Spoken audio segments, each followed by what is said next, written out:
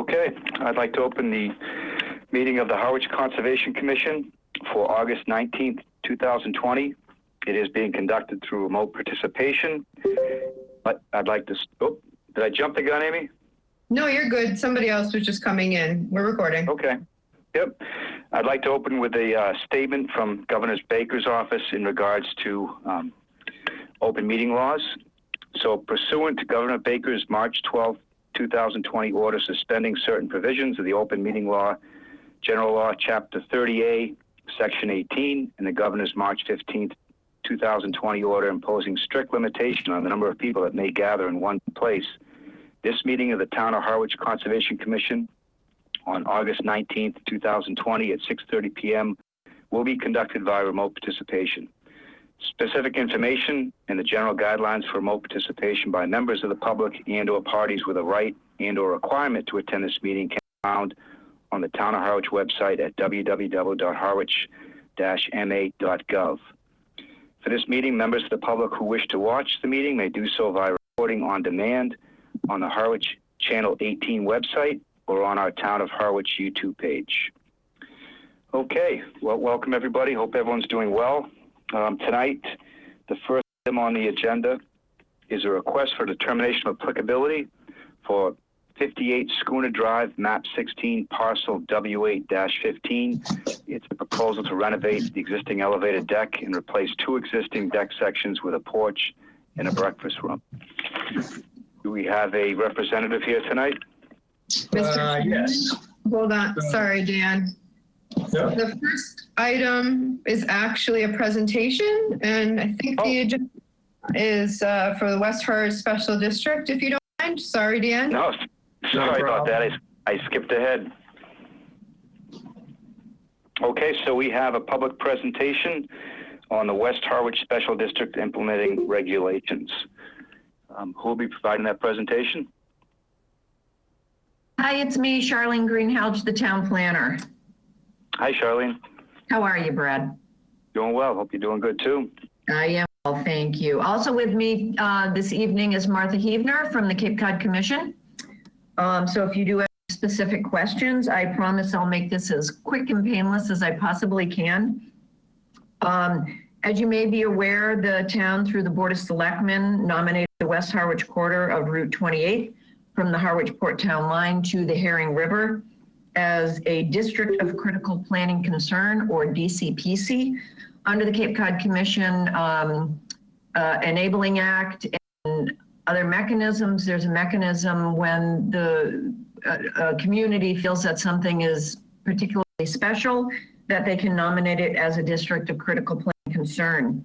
The Barnstable County Commissioners did approve the nomination back in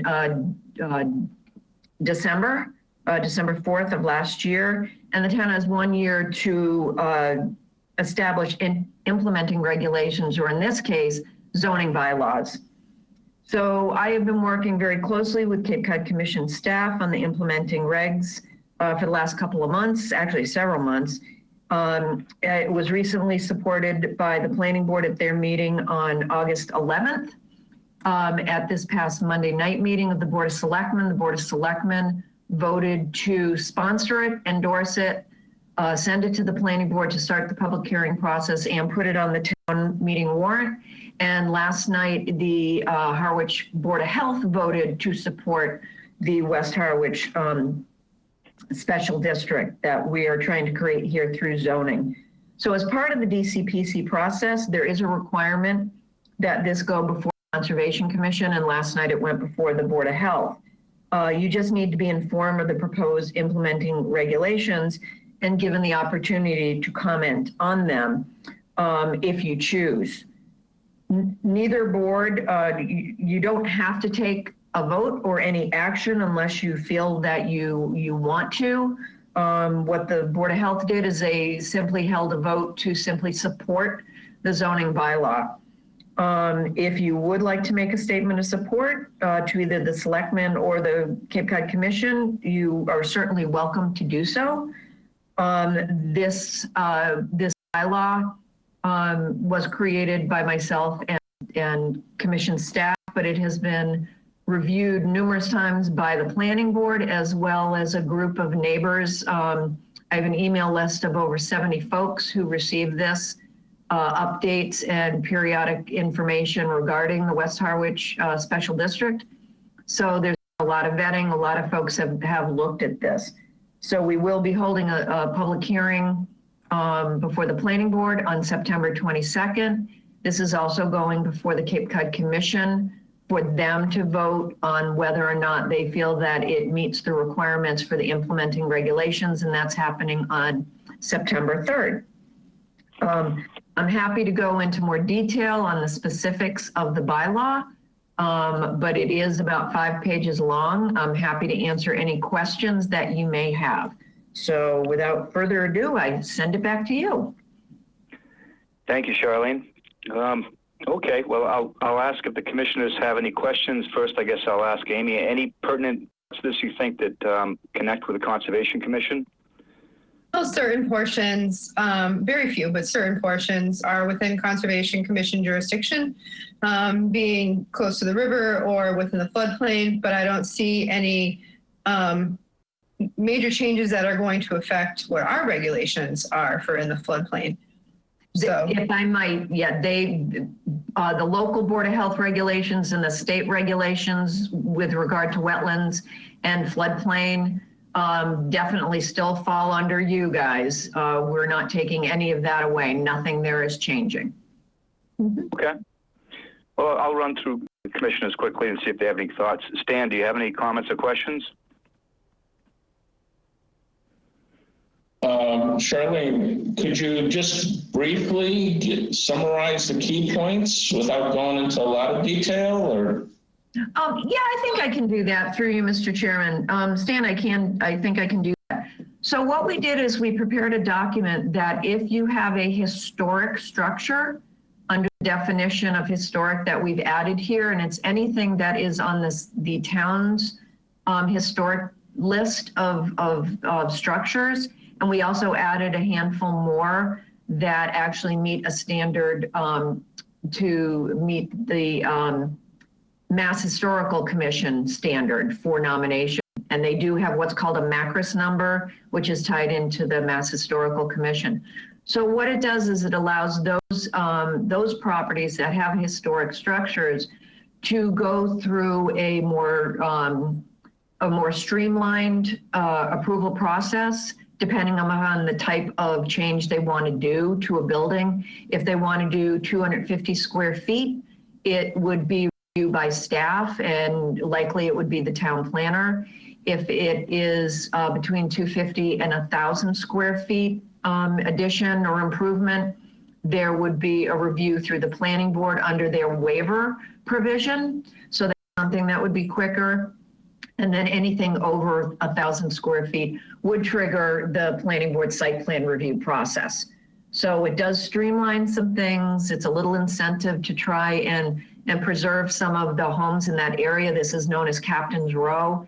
And there are, I believe, 24 or more historic captain's homes along this area. So it's something that folks really felt we needed to preserve in light of a proposal that went before the planning board last year, where they were proposing a nearly 7,500 square foot retail building, and they were going to tear down one of the Captain Row houses for parking.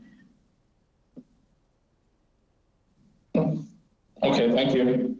You're welcome. Okay. Ernie, any comments? Yeah, I do. Charlene, I attended a number of the hearings that they had previously on the large retail. I can't hear you. I'm sorry. I'm sorry. Well, let me see what I can do here. Still can't hear me? No, I can hear you now, and you're just really faint. Okay, all right. I was saying I attended a number of the hearings that they had previously on the retail establishment they were trying to put in there. And one of the things that came out of those hearings was that the planning board really had no authority to reject the plan that was being proposed. I think it was ultimately withdrawn. Does this give the planning board the authority to do that, take that kind of action now? It would. Site plan approval cannot be denied under Mass General Law. But under this provision, any type of retail space over 1,000 square feet would be a use special permit. So they definitely would have more teeth in this. So if a proposal came forward that was, greater than 1,000 square feet, if they felt it didn't meet the true test that you need to demonstrate, and some of the things we're looking at is historic preservation, community character, traffic, and economic development. So if it doesn't meet some of those, then the planning board can indeed deny the application. Okay, that's wonderful. Glad to hear that. Thank you very much. Okay, John, any comments? Yeah, no, not really. I read through the draft code there, and I didn't see anything that looked to me like it would have any direct or possibly even indirect impact on Conservation Commission. So looks fine to me. Okay. So I guess the question is, Charlene, would you like to have the Conservation Commission show a sign of support, or is it no consequence? A sign of support from whoever we can get a sign of support from is always a... Okay.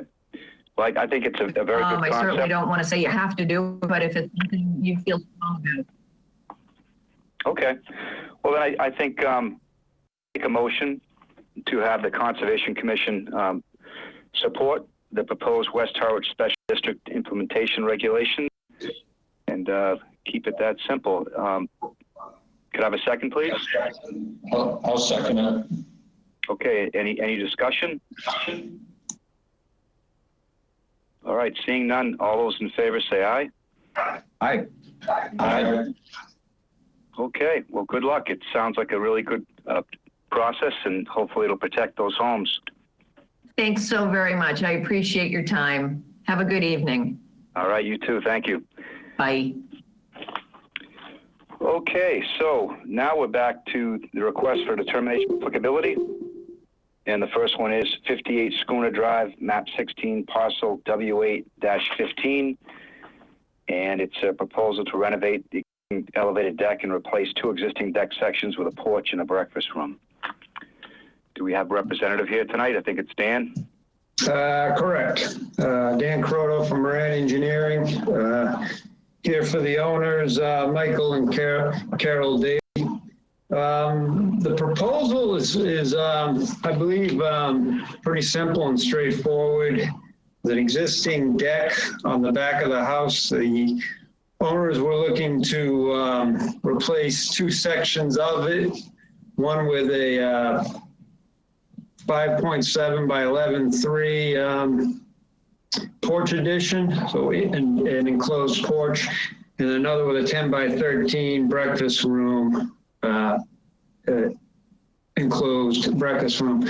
Both the structures would be on, similar to the existing deck, would be on posts and an open post and tube foundation. It would be, again, sections of existing deck. They're in a heavily, beneath the deck area is a heavily landscaped area. So that was real straightforward. It became complicated by the fact that when the owners had moved to the property in 2015, they had done some landscaping behind the house, that, not knowing there was a wetland behind the dirt road behind the house, which is a old cranberry bog, which is heavily grown in, and it does have pine and oak trees, but it as far as I know, would still be considered a wetland, and still has a ditch, which is, I would imagine, damp most of the year, is I would think wet in the spring. So not knowing how to move forward at that point with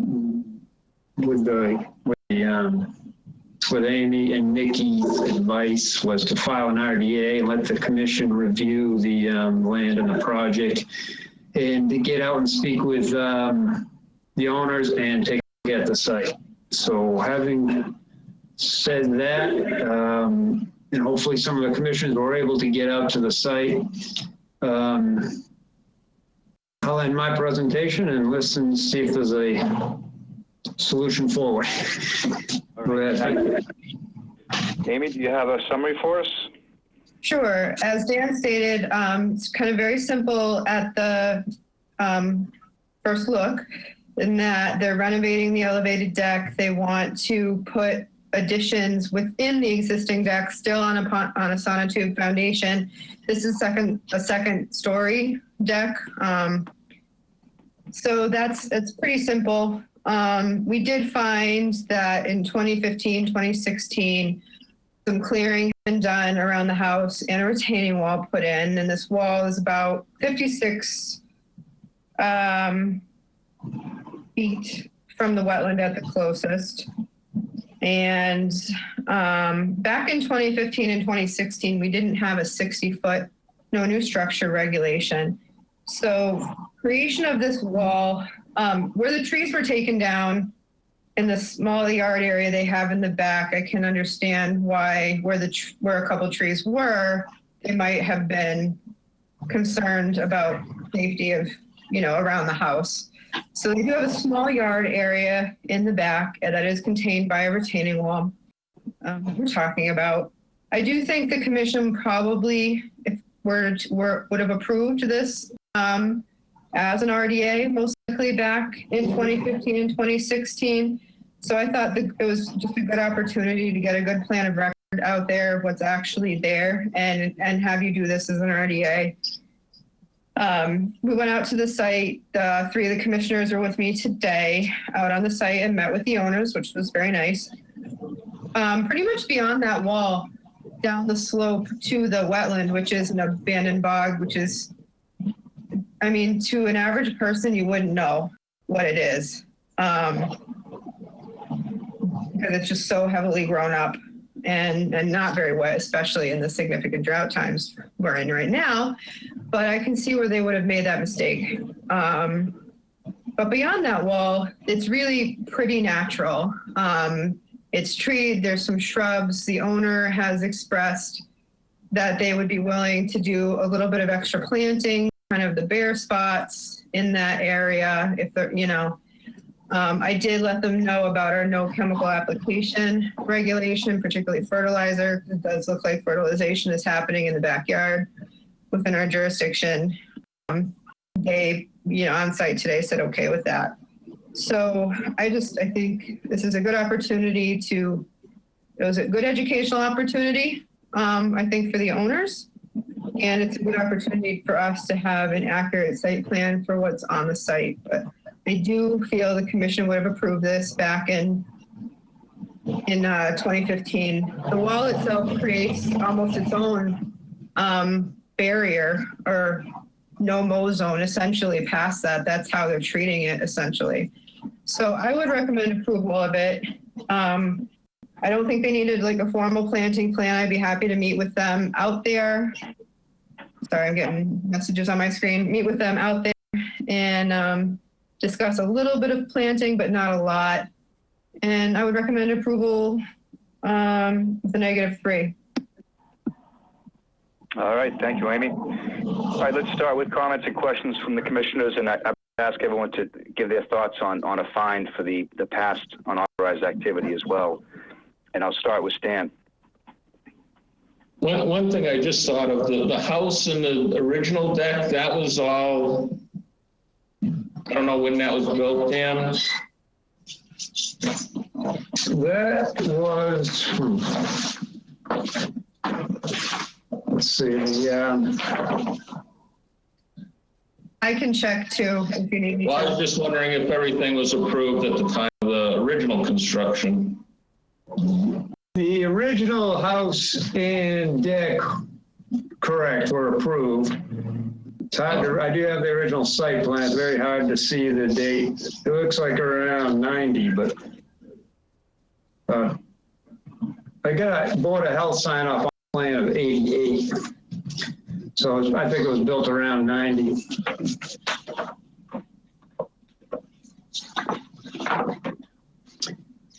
So, Amy, I'm assuming everything was done originally, with approvals, so. Because that question hadn't come up. I mean, I have I kind of agree with Amy's other comments about what we saw today. Yes, the house itself, only a small portion of the house is within our jurisdiction. The deck, the closest corner of the existing deck is 79 feet away. So the front portion of the house is not in our jurisdiction, but it did get a permit when it was constructed in '88. But at the time of that, it was a previous owner. Previous owner did build this house. I'm looking at the property card. So. Yeah, it looks like I found that too, and it looks like 88 was what assessors have for, at least when they pulled the building permit. And the original plan does show the full deck. It's actually built a little smaller than what was originally approved. Okay. Yeah, and I agree with Amy's comments. The wall, is about 56 feet. So at the time it was built, we would have allowed it outside, outside the 50 or 55 that we were using at the time. So I agree with Amy's comments. That's all I have. Okay, Arnie. Yeah, I'm fine with the proposal. I have no comments on that. Brad, you brought up the possibility of a fine for the wall. Looking at the site out there, and I know the wall was done by the homeowner himself, so I'm not in the least bit surprised he didn't realize there was a wetland back there. And I don't think a fine is necessary in this particular situation from my perspective. Okay, John. Yeah, I agree with what's been said previously. As Ernie said, the homeowner appears to have built the wall himself, and you can't see the wetland from that spot. And without the town taking some measure to inform new property owners that they're near obscure wetlands, it's a little hard to hold the homeowners responsible for that. My only comment is about planting there, and they've got a bunch of ornamental roses planted up against the wall on the inside, and it's hard to keep ornamental roses looking like ornamental roses without feeding them regularly. So my suggestion to the homeowners is they think of something else, because they're not going to be able to put any fertilizer on there. Perhaps one of the, like a field rose or whatever could go in there, which are very nice. They don't bloom continuously all summer, but anyway, that's my only comment, that we will include the no chemical fertilizer restrictions in the order of conditions, and that will apply to the plants as well as the lawn. Okay. That's all I have to say. All right, thank you all. I guess I have no particular comments on it. I think that in terms of the fine, I would in fact favor a fine, just because I just think these activities are just way too common in the town of Harwich. Unauthorized activities. Sometimes folks may not know what's going on, but many times people do, and it's a pattern that I think is really occurring more than it should. And so I would favor a fine in this circumstance, but I'm hearing three commissioners not really are, so I think we just move on and we don't worry about it. But I want to express that feeling that pretty remarkable, the number of infractions like this that we do encounter with people just doing what they want to do in the 0 to 100. Okay, would someone like to make a motion? Sure, I'll make a motion to approve the RDA for 58 Schooner Drive to renovate the existing deck and replace two existing deck sections with porch and breakfast room, and with the restriction of no fertilization. No chemical applications? Or no chemical application, or standard language for all of that restriction. Okay, could I have a second, please? I'll second it. Seconded by Ernie. All those in favor say aye. Aye. Aye. Okay, the motion passes unanimously. All right, thank you, Dan. Thanks. Okay. Next up, we have a request for determination of applicability for 22 Sunrise Lane, map 26, parcel E2-3. It's looking for approval after the fact for work the previous owner did without a permit. This includes an existing garage, shed, retaining walls, work within the 100-foot buffer zone to the top of the coastal bank in the 200-foot riverfront area. They would like to alter the garage as part of this application with no change in footprint and add the new septic tank. Do we have a representative here tonight? For the record, Rick Judd, Moran Engineering. Hi, go ahead, please. Thank you. So we're here tonight, yes, for two things. First is the after the fact aspect of this, which is the existing garage, retaining wall, shed. These things were not permitted through Harwich Conservation. I have a little bit of a timeline problem. It looks like the permit was issued plus or minus August 23rd of 2001. And I have records here of in 2005, the actual garage structure was there. So I don't know when it was certified, but that would be issue 1 of 2. The second issue would be they're looking to convert, and they've gone through Zoning Board of Appeals, received approval to make the second floor habitable space. And by doing so, 2 things would have to occur. They'd have to add a septic tank on the upper portion of the yard and connect it to the existing leaching area. There'd be no change in the leaching area. They'd also have to bring a water service line around to the south portion of the property. In conjunction with that, there would also be the addition of 2 dormers on the north side of the existing garage.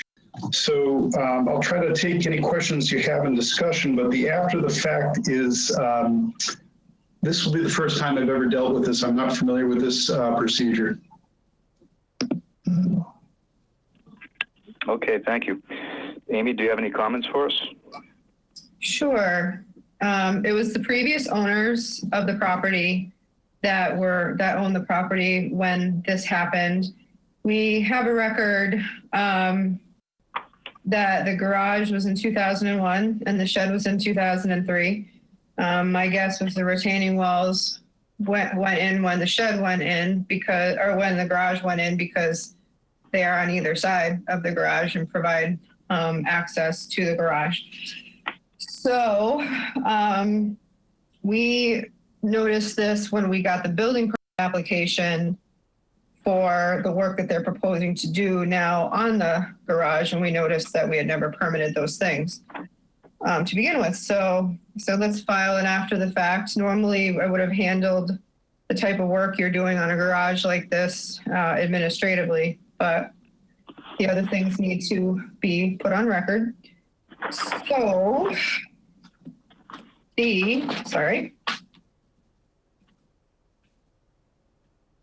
the closest disturbance to the wetland is a corner of the garage and part of a wall that's about 90 feet from the top of the coastal bank along the edge of the river. And this is the Red River. And at this point, it's fairly fresh at this point, the river, and it's pretty small. And it is about, the closest point of the disturbance to the actual river is about 125 feet from the mean high water line of the river. Most of the garage walls are outside the 100-foot buffer to the top of the coastal bank, but they still are within the 100 to 200-foot riverfront area, which is called the outer riparian. Again, this is probably something back, if it was asked for back in the day, it would have been approved.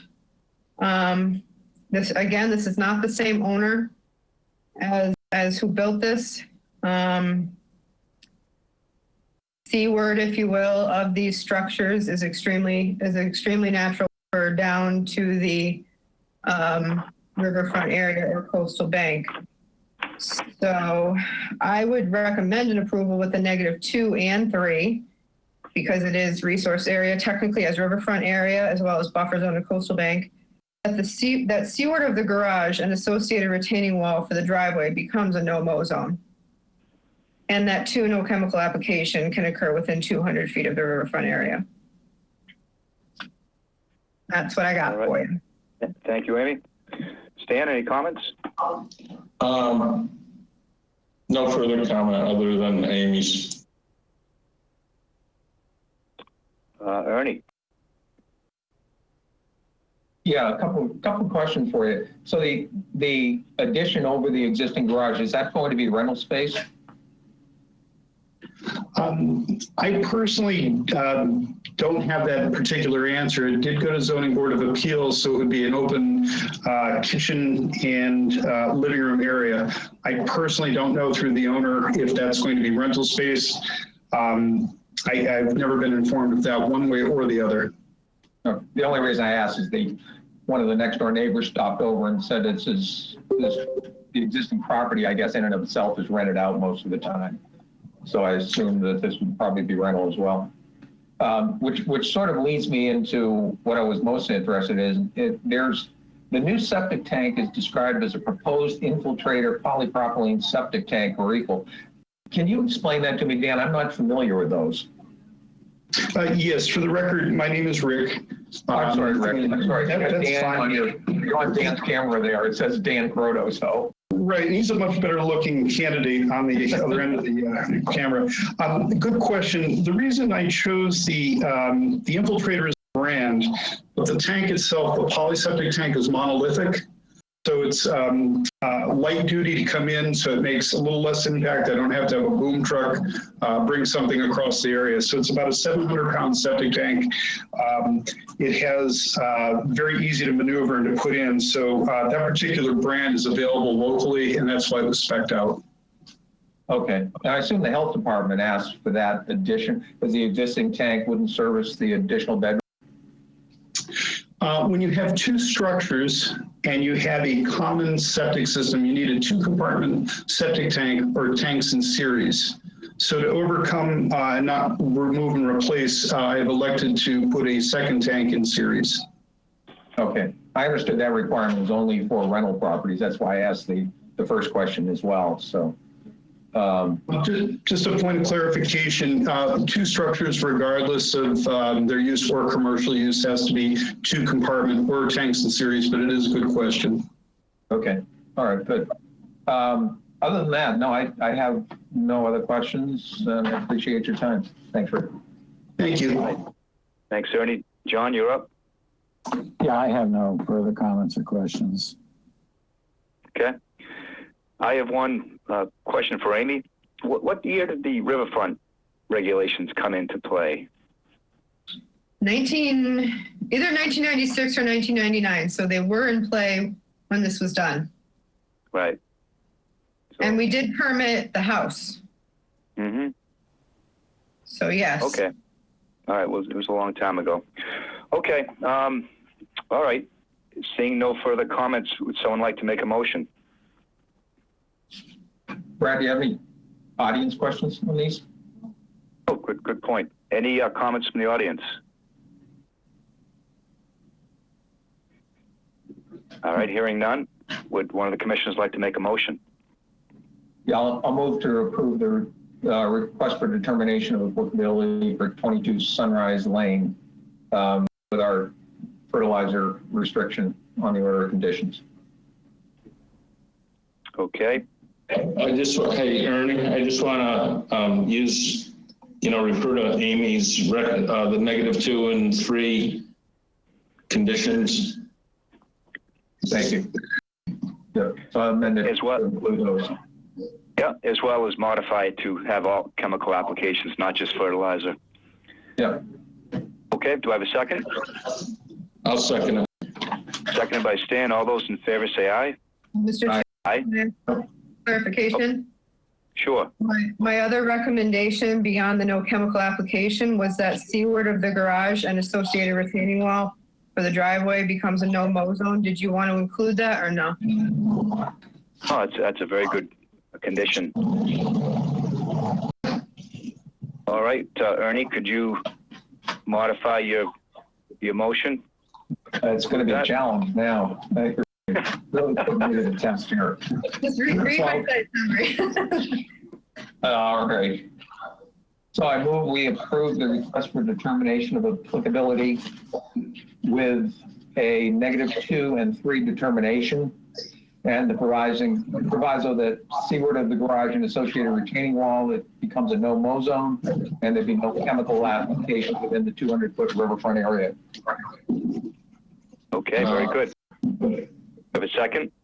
I'll second it. All right, seconded by Stan. All those in favor say aye. Aye. Okay, the motion carries unanimously. Thank you. Thank you, Commissioners. Okay, have a good night. Okay, next we have an amended order of conditions for 23 Snow Inn Road, map 8, parcel P2, SE 32-2383. It's a proposal to alter the previously approved building, landscaping, utilities plan. I think we have Mr. Singer. No, good evening. It's David McNevich with Coastal Engineering Company. Good evening. With me this evening is Rick Charlotte and Bill Ganchett from Witchmere Beach Club. Andrew Singer, the attorney, Tom Mulcahy, architect, and George Kokitis, the architect. Amy, can you mute, please? Sure. So, as you can see from this plan that's displayed, as the plans were being refined for the construction drawings, some modifications to the building were made or being proposed, and the Beach Grill building, which is the building on the west side, the left-hand side of your screen. This plan shows what the modifications are that are being proposed. So on the north side of the building, the shape of the entrance with the octagon at the north end of the building, that was extended a little bit to the north was the turnaround circle there. The extension of the building is in an area that is both existing and approved for hardscape in that area. So this building is, this building extension is not going into any green area of the site as it is. On the southwest corner of the building, the proposal is to pull the west face of the building back from what it exists and what was approved for this project, or what is approved for this project. That's that filled in pink area. That's about 509 square feet of building area that's going to be changed or pulled back. On the west side, that building face comes back about slightly more than 8 feet at the southwest corner, and along the south, it comes back slightly more than 4 feet in that area. And then in the southeast corner of that building, proposing about 383 square feet of building to sort of square up the building face to get one continuous facade along the south end of the building. So in that particular area, there's a net reduction of about 126 square feet of building, less in that area. That area is already occupied with building and deck. So that 383 square feet of building on the south side that's being proposed would be constructed where deck exists now. And then the other building change is in the pool reception building, that was made smaller. It's about 136 square feet smaller than what has been approved there. And then way over to the east, the coastal bar area, the building shifted a couple of feet to the east, but there's no change to the building area there. So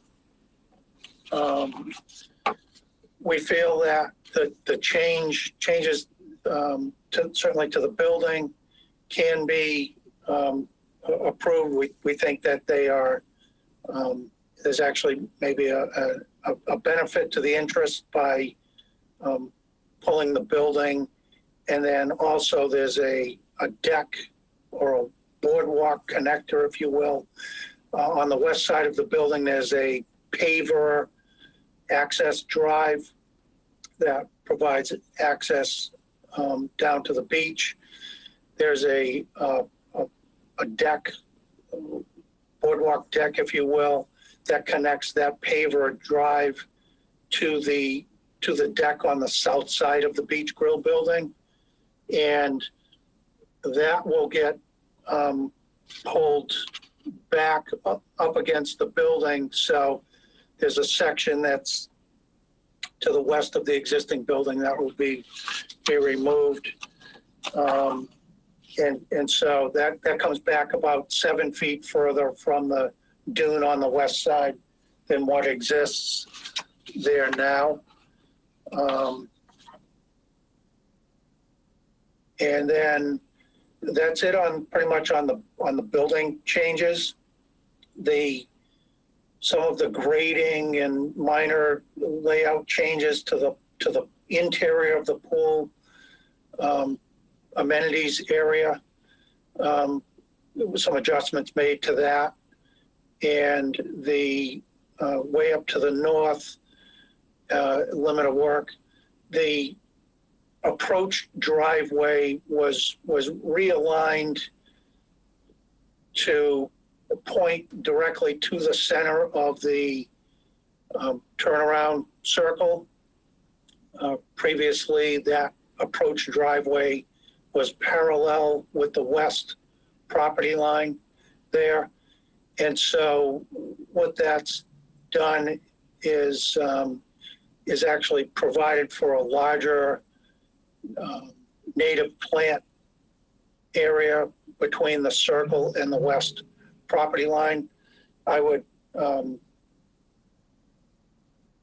suggest that Tom Mulcahy is on this call. He can speak further about the changes that they made for the landscaping. That's all I have at this time. Thank you. Tom, do you want to proceed on the landscaping plan? Yep. Hi, Tom Mulcahy with Hawk Design. As Dave just reiterated, throughout the design process, the plan has been fine-tuned, but overall, there's really no major design changes to the landscape site plan from the original submitted plan back in February. The arrival sequence, as Dave just pointed out, has been reoriented from the previous plan. This allowed the last sheet of the set. Sorry.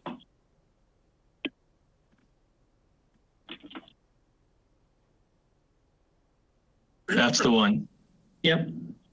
So by reorienting the entry drive, it's centered on the circle, which is aesthetically more pleasing, but also it pulls us away from the property line and the existing dune, which allowed us to get more native planting as a buffer along that side.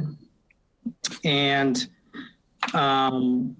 overall, that's probably the most major change to the plan. We're using natives and non-natives on the plan.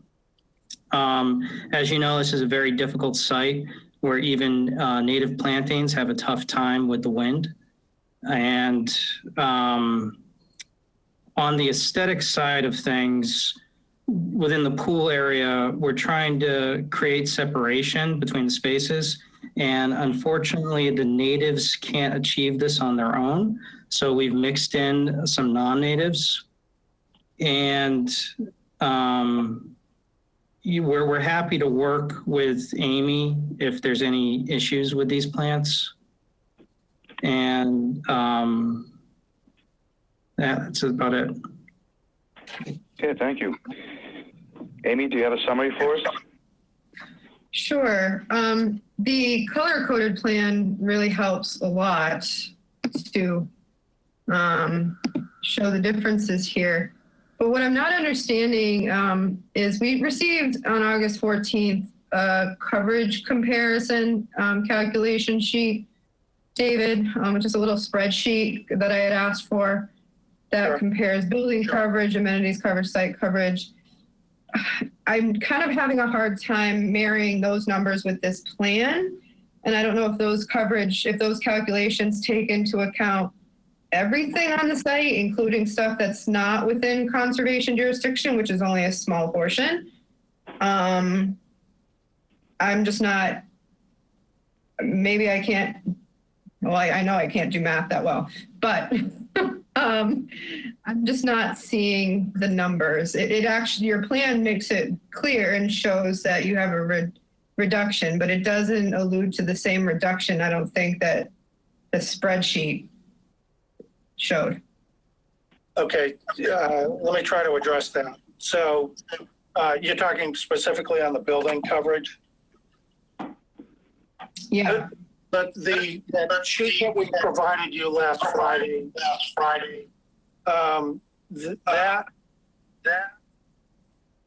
that is for the work limit area that we're showing on this drawing. I'm getting feedback from somewhere. I'm not sure if someone is unmuted.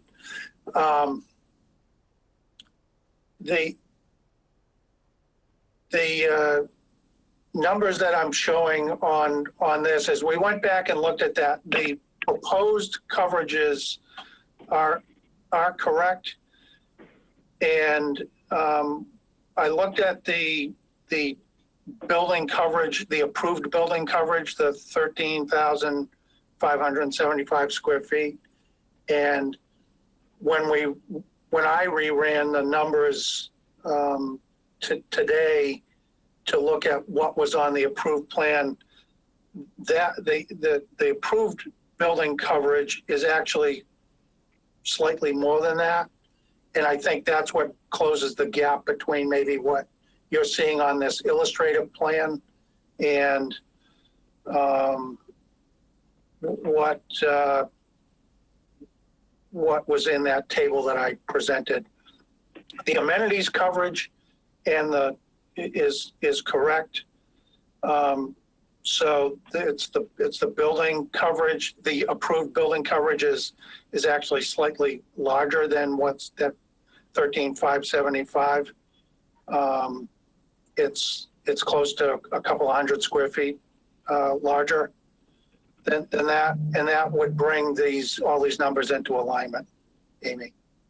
But the proposed August 2020 coverages, well, for the building and the amenities coverage are and site coverage are correct. And that's all tied to what's here in this work limit area. Thank you. Maybe, and I'm more apt to go off plan than I am the table. So maybe just for clarity, after, if we vote this tonight, if you could provide me the revised table that would reflect your plans, I think that would be helpful for the record.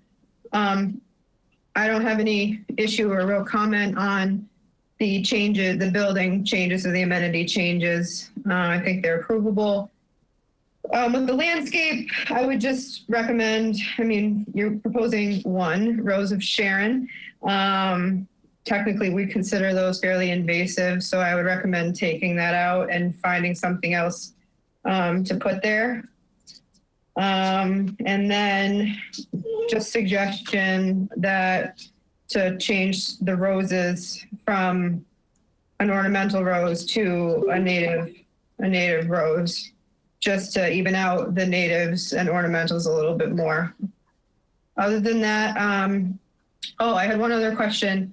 So I had spoken with Megan Eldridge and in our health director, and she had said something about infinity edge pools maybe not being able to be permitted. You do show those here. If it's a simple, really quick, minor plan change, that probably wouldn't need to come back to us as an amendment, but just as a plan change in the future, if that's the case that you cannot have infinity edge pools. So I just wanted to let you know that ahead of time, because I did speak with Megan. I have no further comment. I'm recommending approval of the amendment with those minor changes I mentioned. Thank you, Amy. Let's start with comments from the commissioners. Dan? I guess my question is, how many more amendments are we going to get? Or is this it? This is Andrew, if I can jump in on that, if you can hear me. Yeah. Yeah, okay, thank you. In all seriousness, cannot give you on a project like this, I can't give you an answer that will never be back again. I will, because these types of sites evolve over time. I can tell you that for this beach club redevelopment, what you see before you, the applicants are actually hoping to start construction just as soon as we complete review with you, the Board of Appeals, and the Planning Board in the next few weeks. And they've actually already applied to start the demolition work for the pool. So these are the last changes I believe you are going to see for the beach club redevelopment. And it's just, they just want to get it, they want to start working on it so it can be open for next season. Okay, I have nothing else at this time. Okay, Ernie. Yeah, my biggest concerns pertain to sheet D2-1 or .1. These are the general landscape notes, and in reading through these, there's a lot of references to practices that we've already suggested can't take place certainly on the areas that are subject to our jurisdiction. Under 2.0, it talks about planting materials, and it says that organic fertilizer will be applied to all vegetation. So I assume that would include vegetation within our jurisdiction. There's going to be establishing a fertilizer program with recommendations. It talks about laying of sod, which we wouldn't permit in any of the areas in our jurisdiction. It talks about landscape irrigation. It says that under 5.0 maintenance, it talks about spring weeding and other necessary operations of plant maintenance. So all through these things, it looks like they were developed and drafted for general comments for areas that would not be within a conservation jurisdiction. I'm not necessarily comfortable approving an amendment where we have this sort of documentation that suggests that a lot of the things we've talked about in the past are potentially going to be practices going forward. If I could jump in on that, that was a discrepancy that shouldn't have been part of the set. If you go to sheet L4.0, the planting plan, you can see the conservation notes listed clearly there. Those are the notes that should be followed. And if it will help, excuse me, to that point, if we have an extra sheet in there by accident, we could just remove that sheet and not have you approve that sheet and just specifically approve the sheet. I think it was L40 that Tom just said as the conservation notes, just to be very clear that we are not asking to change what you had previously approved. Right. Okay. All right, that's helpful. Yeah, I would like that page that I've referenced to be deleted then, because I wouldn't approve anything where that would be a permanent part of the file, which suggests that we might have approved it. Other than that, I have no comments. All right, thanks, Ernie. Good comment there. John? Yeah, hi. just sort of following on what Ernie had to say. First of all, I guess Amy didn't mention the 380 California privet plants that are specified there, which privet is not a desirable plant in a conservation area, and there aren't just a few in there. There's almost 400. So I don't know what he has to say about that. We had extensive discussion about privet at the last meeting, and you did end up approving the plan with privet on there. That's why I didn't comment. They're still not my top choice, but yeah, after a lot of discussion at the last meeting, the commission didn't vote to have that change, so that's why I didn't mention it. Okay, well, thank you for mentioning it. But could I jump in for just one thing, Mr. Ketchum? I'm sorry, this is Andrew, just to maybe help the board, or not help the board, but let you know that one of the things you did approve last time was the removing the section of lawn and replacing it with the more environmentally friendly Players Best over by the channel. Just wanted you to know that that actually started happening this morning, and it's going to be completed tomorrow. So you might not have seen it, but that is something that the applicant had mentioned, and that is being done right now as part of that removing ongoing fertilization from the site itself. So they're trying to work with the approvals that we had discussed with you and you had approved in the past. Okay, well, I guess my other more general comment, which makes me uncomfortable about this plan, is the enormous amount of ornamental landscaping plants in here, and it's just not clear to me that you can actually maintain these things without fertilizing them. And we're definitely going to put that restriction on here. I guess I have a question about how we're going to verify that that's actually being followed strictly. That's my comment. All right, thanks, John. Any response from the applicants on that point?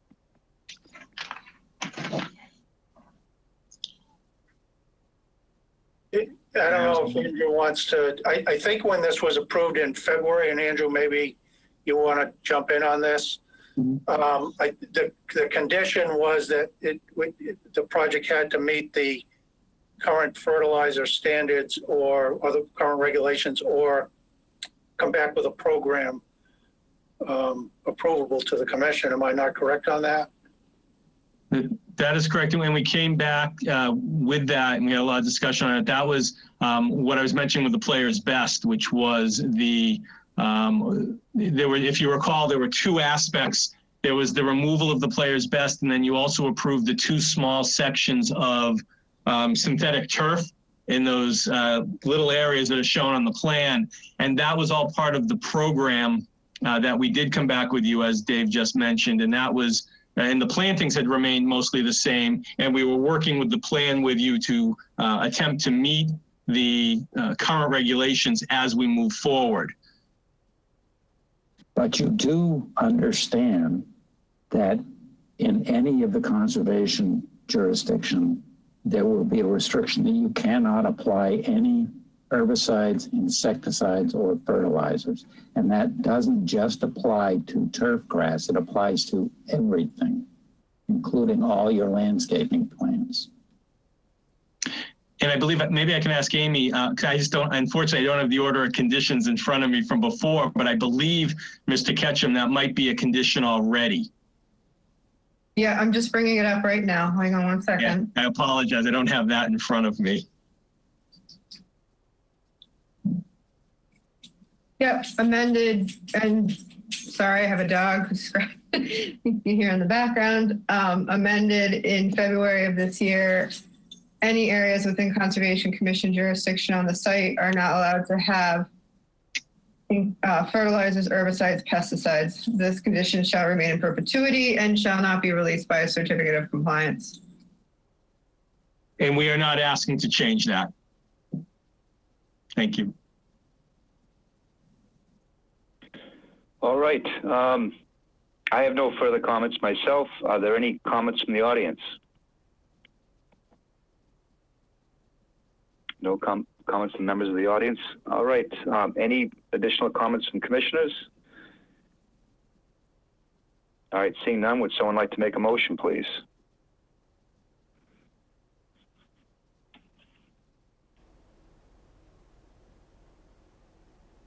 I will make a motion to approve the amended order of conditions for Witchmere Harbor Real Estate LLC, 23 Snow Inn Road, map 8, parcel P2. Okay.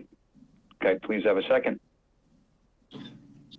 I'll second that with the again, and John, with the elimination of that page D2.1.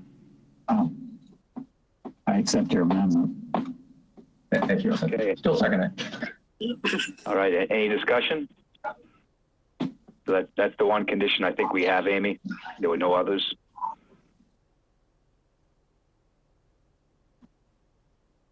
Oops, sorry, you're still muted, Amy. Sorry, I'm trying to provide feedback here. Evidently, it's on my end. I think so. I just, again, would love to have that revised coverage calculation sheet that matches the plan, just so we have everything perfect. That's not a condition. Do you want them to not use the Rose of Sharon and switch the proposed roses to a native rose? I would agree with that. Okay. Which are the proposed roses? I didn't. Hang on. The fairy roses. Oh. Okay. Not familiar with those, but it sounds like a good idea. I think that we should require that as well. Yes. Trying to get a couple more natives in there that would well in a drought tolerant or in a drought area. We'll work with you, Amy, to finalize it. Thank you. And Amy, this is Dave. If do you want me to get that revised plan to you with the table on it? That would be great. Yeah, just before we do, I mean, they'll finish the motion in a minute, but just before we issue any permits, okay? Sure. Okay, all those in favor of the motion on the table, say aye. Aye. Aye. The motion carries 4-0. Thank you very much. Thank you. Thank you. We appreciate your time. All right, have a good night, everybody. Yeah. Okay, next we have a notice of intent. It's our only notice of intent tonight for 46 Indian Trail, map 34, parcel K3-2, proposal for a new dwelling with appurtenances. Mr. Chair, they've asked for a continuation till September 2nd. Okay. All right, then is that a good night? Do it. How's the agenda look for the second? Other than the two docks, we only got one new other permit in, request in, so it's not bad. Okay, then I move that we continue the notice of intent for 46 Indian Trail until September 2nd, 2020. I'll second. Seconded by Ernie. All those in favor say aye. Aye. Aye. Okay, motion carries unanimously. All right, then. So moving on, next, do you want to do the order of condition next, or do you want to go ahead to the extensions? Let's go ahead to, I don't know if they're on. Let's just see, hold on. Let me open up my sheet. Yeah, let's go on to the items that we have people here for discussion. So we might for 11 Harbor Way. I know we have people on here for 10 Fiddler's Landing, and then I know somebody's here for discussion of the floats. So let's skip the order, skip the minutes for right now. We'll come back. Okay. All right, so next we have a request for extension of an order of conditions for 11 Harbor Way, map 1, parcel H3. Do we have a representative here tonight? Yes, through the chair. It's Don Monroe from Coastal Engineering. Good evening. Good evening, Brad and commissioners. We did submit a construction protocol. The reason we're looking for the extension is that the owner of the property which is different than the people that are using the property. As you know, the use of the property is for growing shellfish that gets distributed to various communities around the Cape. They still need to do the planting of the salt marsh and the removal of some of the concrete materials that are under kind of the boathouse. And we had Crawford Land Management down there under the direction of the owner to make an assessment. We met with Amy on the site, and I asked Nick Crawford to submit a protocol of what he intends to do. And Amy thought it would be good if we were online tonight with you folks to discuss that particular construction protocol. It looks very good to me. It looks like it's going to be something that would work well in this location. And I think you've seen some of Nick Crawford's work. I think he'd do a good job. So that's the reason for the extension. I think he spells out when he wants to do the work, and the owner has hired him to do the work. So we would want the commission to allow us to follow the protocol that Nick has submitted. All right, thank you, Don. Amy, do you have comments for us on this? Sure. So they're asking for a 3-year extension for this. In addition to the salt marsh restoration and the removal of the concrete and some of the stone there, I just want to remind the applicant they're also required to remove the fish weirs and do other planting towards the upland area, small amount of that. So hopefully that's something that, Don, you can chat with Fran Zaretti, the owner, about, as well as maybe have Nick take care of that. If a couple of you remember, we had discussion about making sure that the weirs don't get removed during seasons for wildlife, I guess. It was, seen that fox or something had been living in there. But just want to remind you that those things also need to be taken care of in order to get a certificate of compliance. I provided in your Dropbox, and I think via email too, at the end of the day today, the original plan that showed the area of marsh restoration. And then my large scanner promptly broke, and I couldn't scan the plan that showed that you had approved the deck in its current configuration, which was different than what was permitted, but you did approve that. So I would just state that the same amount of square footage of salt marsh needs to be replanted as was originally approved. It just might be in a slightly different footprint. There was also discussion with the owner about the use of a porta potty. I noticed that has been removed, which is wonderful because it was out on the deck. And as per our conditions, no sanitary facilities are to be on the site. So I'm sure that was being used by the lessee ARC, but thank Fran for his compliance with getting that removed. So I'm just going to leave it up to you guys. I am recommending a 3-year extension.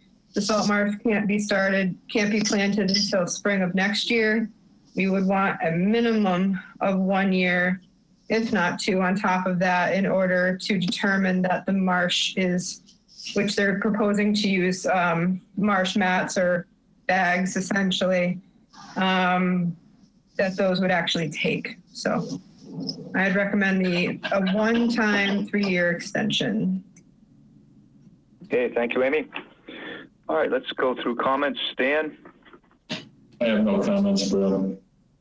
Okay. Ernie? No comments. All right, John? So, Amy, you did just say that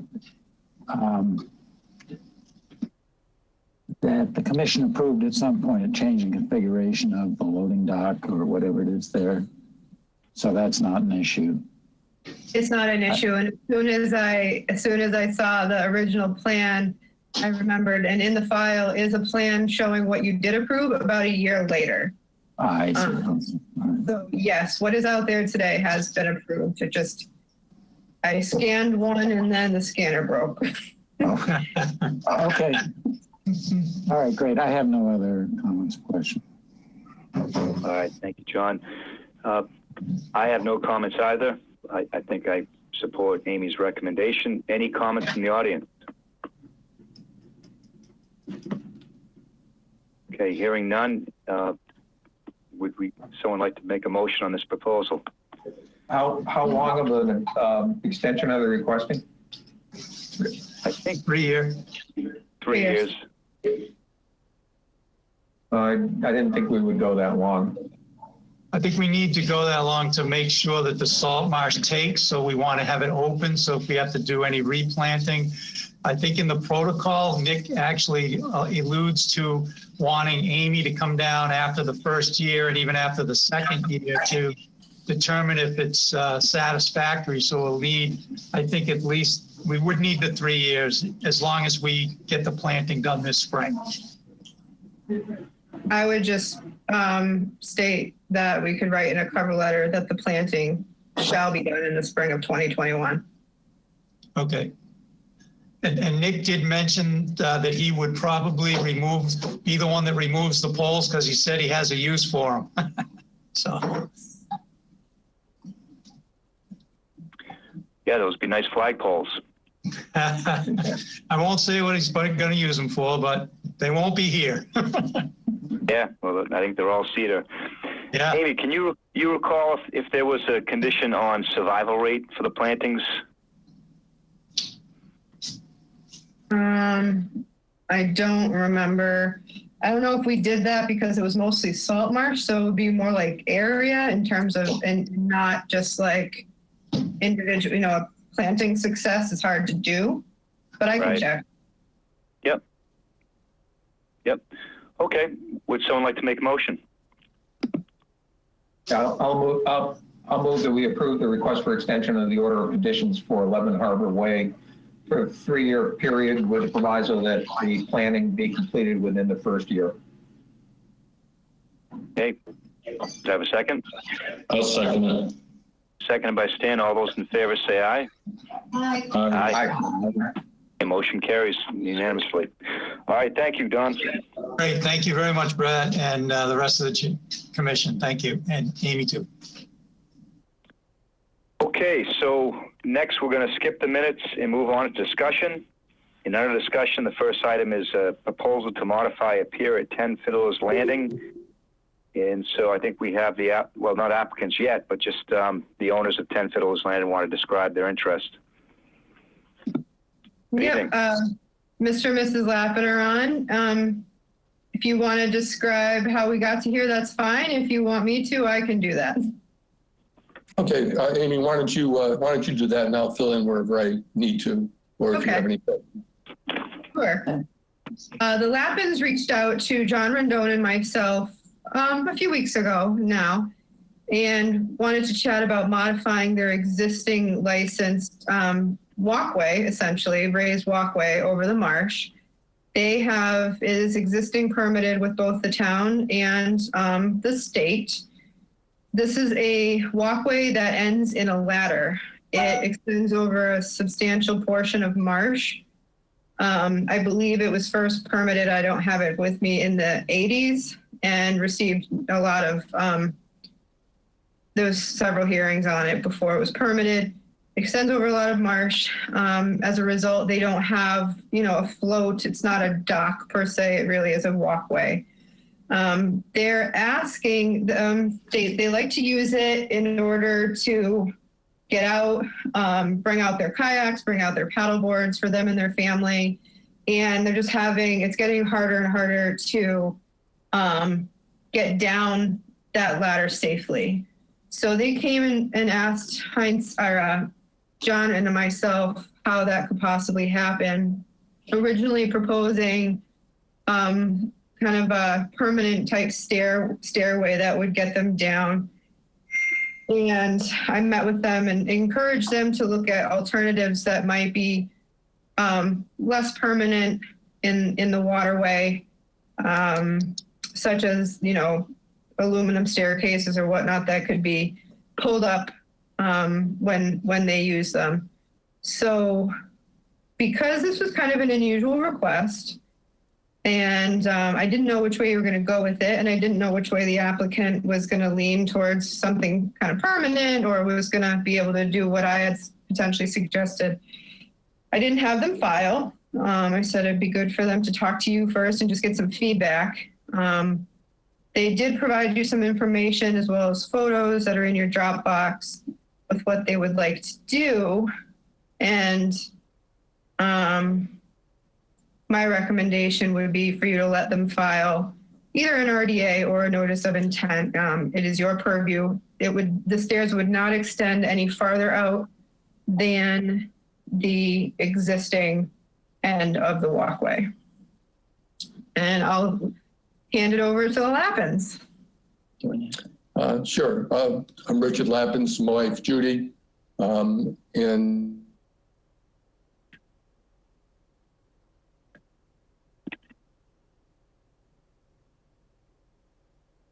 You lost your voice.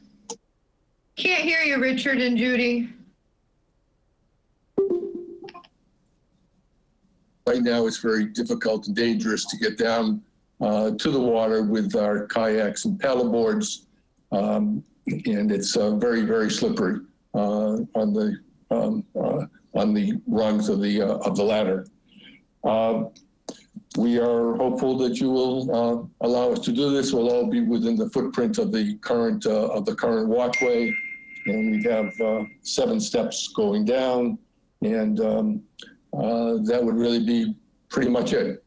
But we're happy to answer any questions. And Judy, what do you want to say? Well, also our neighbors are on, Sheila and Erwin Heller, friends and neighbors, and we share the dock walkway for the enjoyment of both families. We have large extended families with grandchildren who they can get down more easily than we can. But I've broken my knees and have some pre-existing conditions, and I really found this summer I've only done it once because it's pretty scary, and it's too bad because we just love to kayak and would love to be able to do it more.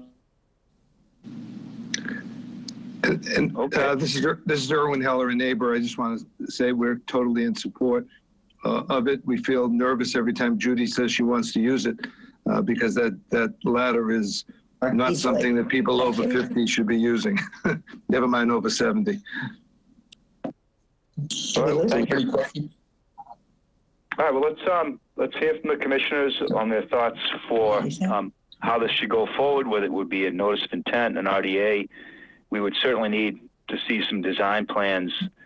And I don't think we haven't been out yet, have we, Amy, to look at the site? Oh, everyone got out there today? I took 3 of them, yeah. Okay.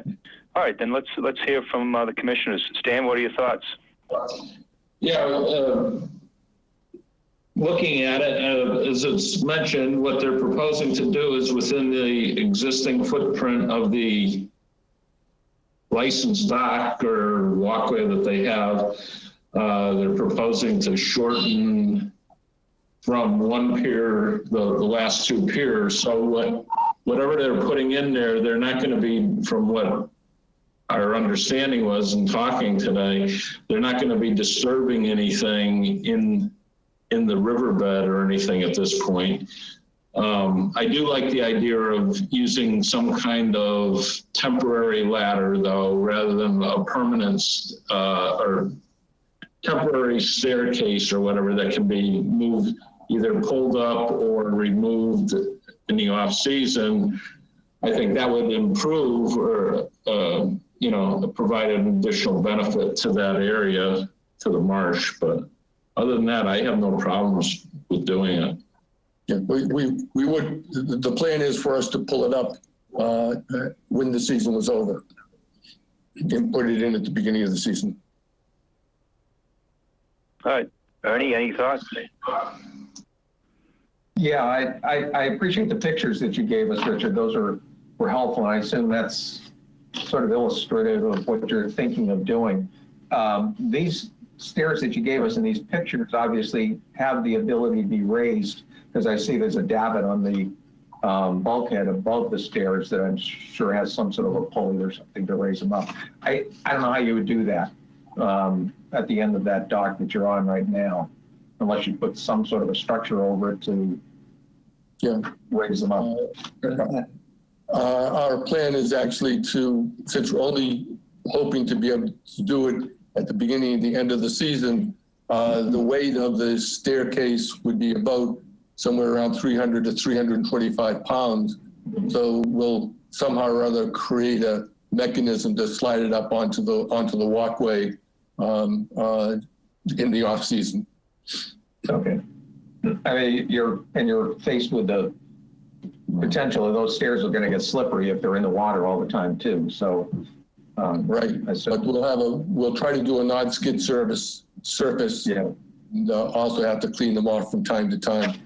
Yeah. At least more manageable than the wood that we currently have out there on the ladder. Yeah. All right. Where these stairs are going to be in the existing footprint of the dock that's there now, and essentially all we're doing is we're eliminating that last section and putting the stairs in their stead. I'm not sure we even need to go with a notice of intent or even an RDA or potentially do this under administrative review. I think I'd be comfortable with that if that's something Amy you feel would be appropriate, or Brad. That's all. I would just state that because I wouldn't feel comfortable doing it administratively. This is a water dependent structure and a resource. I think it goes beyond a little bit, even though it, is replacing something that's there, and actually because what's there is permanent. And this would go out seasonally, might even be a little bit better, but I still don't feel comfortable doing that. And I think it should be, my recommendation would be an RDA. Thanks, Amy. And I would agree. I don't think it should be done administratively. There are potential impacts to salt marsh, so that needs to have a little more documentation on design and potential impacts. Any other comments from you, Ernie? That's it. Thanks, Brad. Okay, John? Yeah, hi. Well, just a comment. Those kayaks and paddleboard you had there today, they look really large and kind of unmanageable. I'm sort of surprised that even aside from the steps, the ladder going down, you can handle getting them out that 80-foot dock and into the water. And I'm just wondering how that works and how it's going to work, or whether you're depending on your grandchildren to do that for you. The intent is to let them slide down the steps. The intent is to let them slide down the steps. Were you able to hear me? Yeah, I got that. Thank you. Well, it would certainly be easier than what we're doing now. That's for sure. And we're doing it, so. I see. Okay. My only comment. What's that? I'm sorry, I cut you off. Well, I said it's probably not the most, a long ramp would be much better, but that's, we're trying to stay within what we can do. Okay, well, my only other comment is that, yeah, I would think at a bare minimum, if you're going to replace part of the end of that pier with steps, that they would have to come completely out of the water, either by raising them up or just taking them off site, off season. And having a mechanism to lift big stairs like that up and down seems a little impractical to me. That's all I have to say. Well, we'll be committed to get them out of the water in the off season.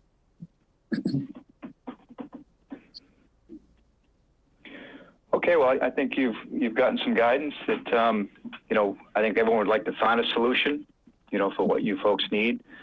And it's really, a lot of it boils down to avoiding impacts to the salt marsh, I think.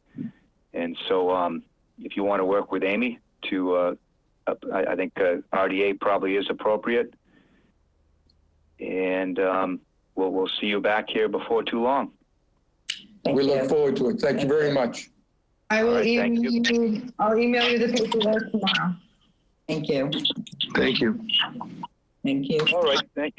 Thank you for getting that together, Amy. And so I guess you want to do the styrofoam concept on Photox next? Oh, you're still muted, Amy. Sorry.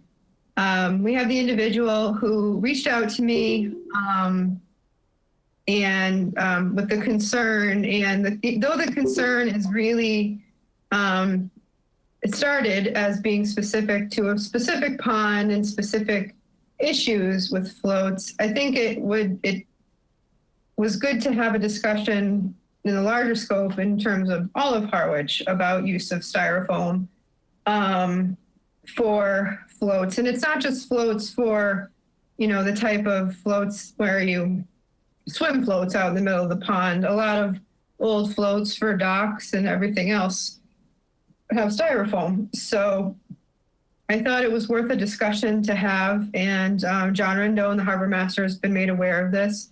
And maybe perhaps go to a simple reg change in terms of, when things have to be replaced, that they can't be with styrofoam. But I'm going to, this is really Anne Frichette's topic. And I think a couple of her neighbors are also interested and on the line. So if it's okay, Mr. Chair, I'm going to turn this over to Anne Frichette. I just unmuted myself. Can everyone hear me? You can hear me? Great. Okay. Thank you so much for giving me the opportunity to present this before the commission. This has been a concern of mine since I purchased the place that I own on John Joseph's Pond. Because when I purchased the house that I'm living in, there was one of those old docks with styrofoam in it as part of the property, and I removed it right away and replaced it with a, more environmentally friendly dock.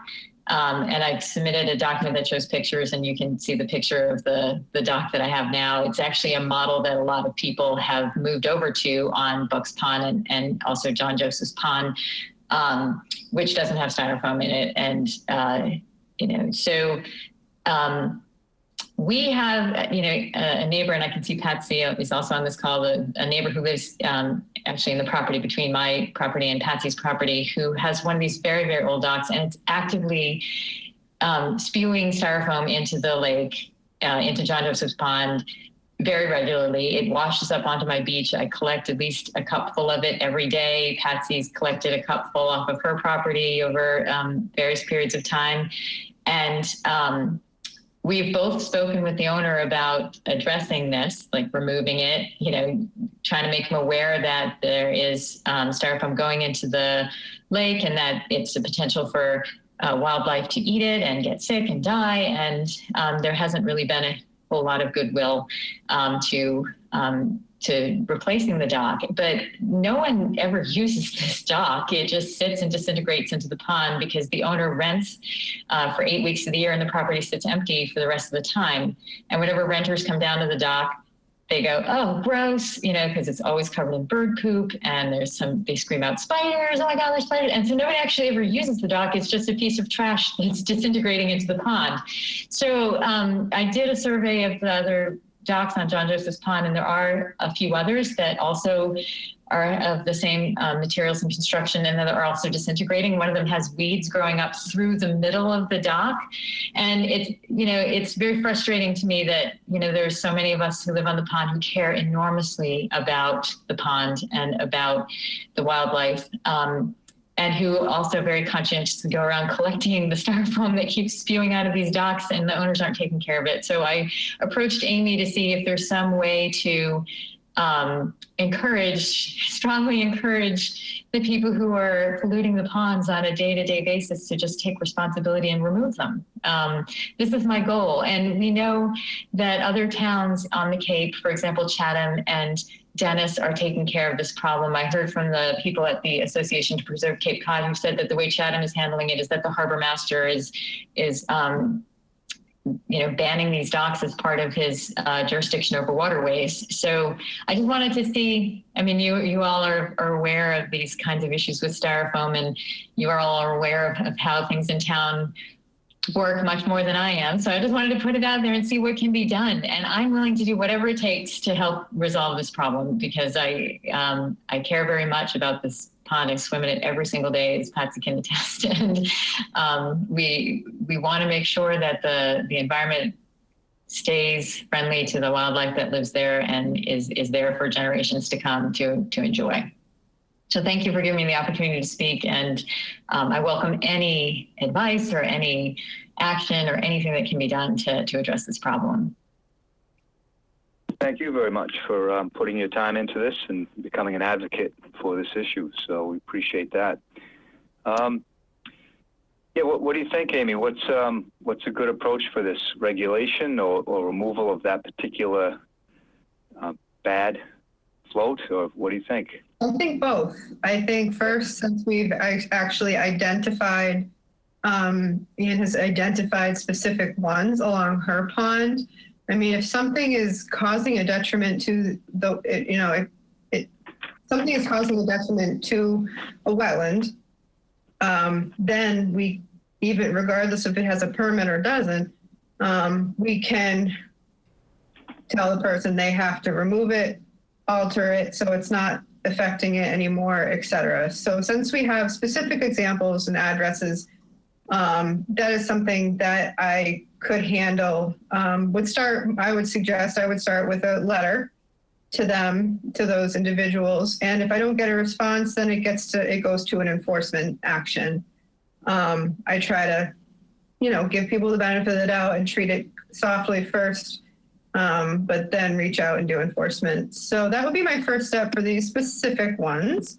And then I would suggest that similar to the regulations that we have in regards to docks themselves, where we talk about materials that can or can't be used, I think for flotation devices for floats on docks or floats, swim floats like that, I think it would be fairly simple to come up with a regulation that people have to abide by. And that way, when we're looking at a dock permit with flotation on it, when John Rendon is issuing and the harbor master's office is issuing a mooring permit for some of these swim floats, which they technically should have a mooring permit, we can better monitor what they're using for flotation, because in the town that I used to work for, we had old styrofoam floats, and I can attest to that they really did degrade over time, degraded the waterways. So that would be my recommended course of action. I could start with some language and could help me with the language of the reg, but I think we can tackle these individual ones on this pond in the very near future, ASAP. Excellent. It sounds really good. And Amy, what do you think about, we had talked about modifying our dock regulations maybe, 6 months ago, and it just, we got off track for a number of reasons. Would this be part of that process? Would this be one item in that updating? It would be up to you, Mr. Chair, how much time we have going forward to dedicate to it. So I would like to, instead of seeing, 2 changes to the regs in the next year, I'd rather see just one comprehensive change. That would be my preference, but. Yeah, same here. It's something I really look forward to getting back to. So I think that we should probably devote some time when we can, probably not in September, but soon after, to get back to that. And this one, I think there'll be lots of support. Yeah. To find a solution to this. So, any comments from the commissioners on this? It seems like we're going to have some pretty good backing for this. Any thoughts, Stan? No, I mean, I'd be in favor of it. I mean, I've seen it. I was on a boat trip up in Boston Harbor the other day, and they were doing construction. There was styrofoam floating around in the harbor there. So, no, I'd be in favor of that. Thanks. Okay, Ernie. Yeah, no, I'm in favor as well. But we have to recognize too, it's not only these floats that are out there for recreational use, but people that put water intakes in the ponds and that sort of thing often float them off the styrofoam as well. So it'll have to be a lot broader than just the docks that we're seeing here. Mm-hmm. Good point. John? Yeah, I support this. I just have a question about the specific cases, whether these are permitted or unpermitted docks. I mean, if they're unpermitted docks, you seem to be indicating you can take action, Amy, but do you know at this point whether the offending dock even has a permit? I don't believe the one that's directly next to Ann does. The other ones I haven't checked into yet. So one is very easy to be fixed. The other ones, even if they are permitted, if something is causing a detriment because it's degrading, we can have alter it. So. Right. I did reach out to John Rendon last year to see if any of them had been permitted, and he said no. So I don't know if anything changed between last year and this year, but as of last year, there were no permits for any docks on John Joseph Pond. Oh, really? Oh, my. Yep, we have some work to do. It's not surprising. All right, well, Okay. thank you for bringing this to our attention. And yeah, please work with Amy for the immediate issue, and then we'll get to work when we can on the regulations. Thank you so much, everybody, for listening and for taking this seriously. And I really appreciate it. It's like listening to kindred souls. This is great. I'm so happy. So thank you so much. Well, thank you for your time and interest. Okay. All right, Amy, I guess we're going to go back and do some housekeeping. Is that what's next? Or do we, I guess we have to do that before we go into executive session. Oh, you're muted again, Amy. Sorry, I usually keep myself on, but I'm trying to eliminate the feedback because evidently it's coming from my house, which there's nobody here but me. So first we'll do the order of conditions for the Sloans over at 49 Snowin, Mr. Chair, and then the minutes. And then maybe just see if the commissioners have anything else they need to talk about during open session. And then we'll exit into executive session. We're gonna stay on GoToMeeting, but I'll have channel 18 make sure they stop recording at that point. And I'm gonna stop the recording that I have going on so we can have we have 2 items for executive session, okay? Okay, that sounds good. And I did not have any time as I was traveling to review that order or the minutes, so I'm just going to be quiet and listen to you folks if you have any comments. So I guess first up, we have order of condition for 49 Snowin Road, map 15, parcel N2. It was a raised and replaced dwelling.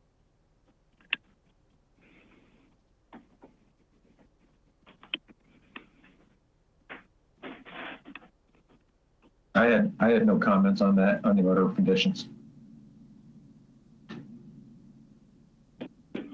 I have no comments on the order of conditions. Okay, Stan, same? Same. No comment. All right, then this is easy. I'll move that we approve. Carolyn. Yeah, I know. She always finds something. So I'll move that we approve the order of conditions for 49 Snowin Road. Have a second, please. Okay, all those in favor say aye. Aye. Aye. Okay, motion carries 4-0. Next, we have the minutes for June 3rd, 2020. They look clean to me. Yeah, I had no comments on those. Same here. Okay. Well, then I move we approve the minutes for June 3rd, 2020. If I could have a second, please. Seconded by John. All those in favor say aye. Aye. Okay. Motion carries unanimously. Then on to the minutes for January 22nd, 2020. I didn't see any. I would say one comment on page 3, Amy, is just about the order. It's just a typo. My computer's a little slow. On page 3. Yeah, just above the order conditions and the bold text, it talks about chemical application. Oh, yeah. Typo, chemical. Yeah. Technical. Oh, yeah. Got it. Other than that, I'm fine. That's good. Okay. Got it. All right, with that one edit, I motion that we approve the minutes for January 22nd, 2020. Can I have a second, please? Second. Okay, seconded. All those in favor say aye. Aye. Okay, motion carries. Did we approve the, Brad, did we approve the June 3rd ones? Yes. Yeah. Yep. It flew right over me. Yeah, I know it. I'm moving along here. Okay, any new business that anyone wants to bring that's not on the agenda? I don't really have anything new myself. I know that next week, I think, John, you're organizing some work down at Skinnequit, down at Red River. Yeah, Monday, 9 to 11. I haven't heard from you, Brad. Are you planning to be there? Is it going to be this coming Monday? Yes. Yeah, I've got to be in Weymouth, so I can't do it. Unfortunately, I'd love to do it, but let me know if you have a second session.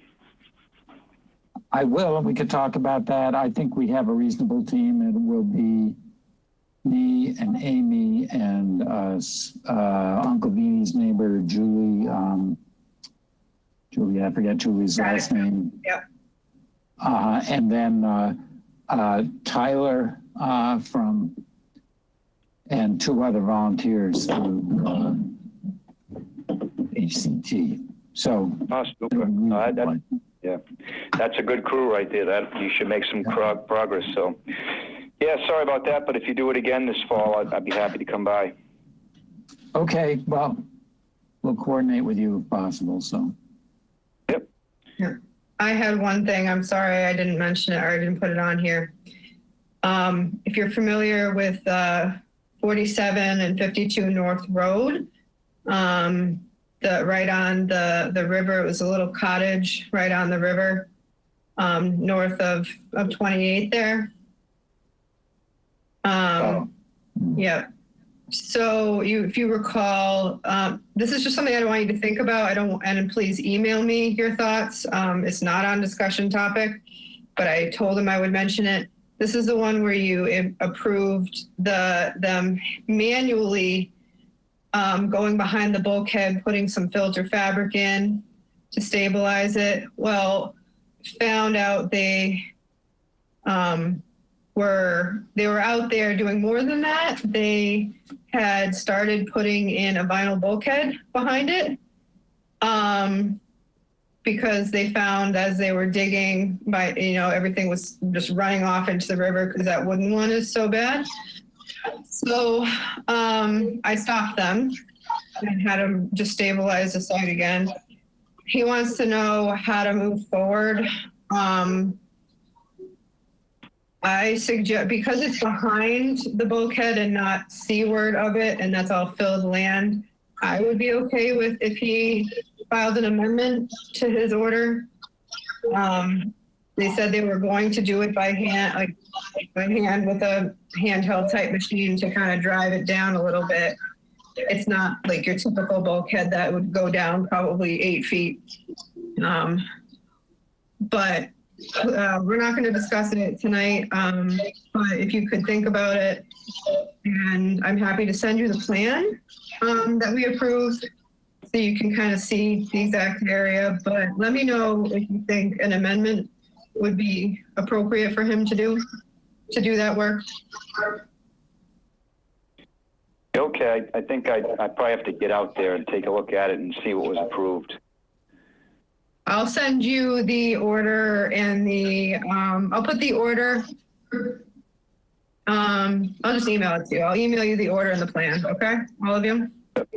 Yeah, because I think that was a question when he was proposing that about how that was going to stay there. Yes. All right. So that's all I have. I think Channel 18 is on. They'll have. Amy, can I ask one question before we go there? One other item for discussion is, it's been on my mind, and it came up probably to a head at the last meeting where we had those 2 dock issues on the Herring River that we discussed, one of which well, I won't go into either of them. But every time we come across application for docks, we have some very heartfelt and I think deep-seated issues as far as permitting them, any new docks going in. If we were to have a discussion about moratoriums, would that be a public discussion? Would it be executive commission, executive session to kick it off, or what's the forum for that?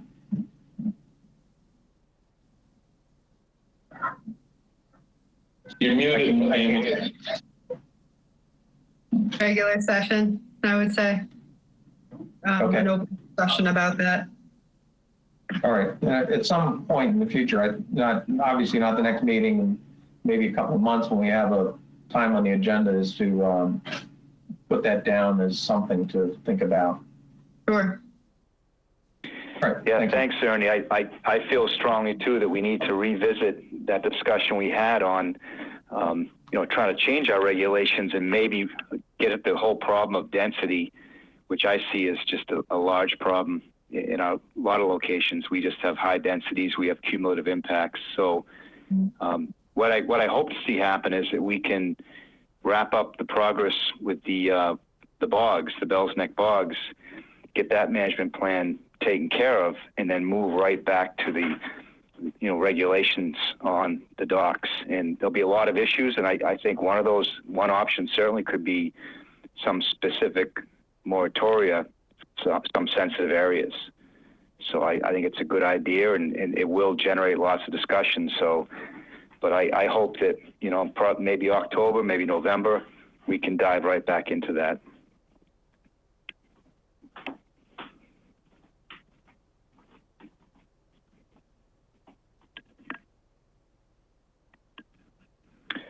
Okay. Amy, were you talking? I'm just going to stay on. Tell me if the feedback's a real problem, but I'd like to ask, I see Anne Frechette, her name is still up here. If she could log off, that would be great, because we're about to go into executive session.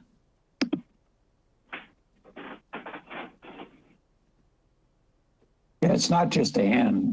Michael Locke is on, and He's for the executive session. So is Elaine Goodland. I see. Okay, all right.